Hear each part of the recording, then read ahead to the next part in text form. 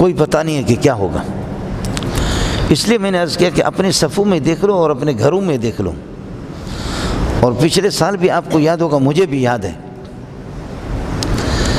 کہ ہماری تراویح میں آ کر کے 110 سال والا بندہ آ کر کے وہ کھڑا رہتا تھا۔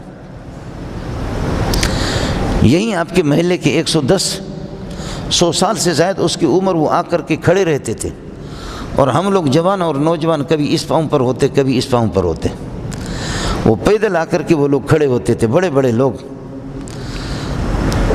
لیکن یہ ہے کہ آج وہ نظر نہیں آ رہے، وہ آج چلے گئے۔ ان کی نماز جنازہ ہم لوگوں نے خود پڑھائے۔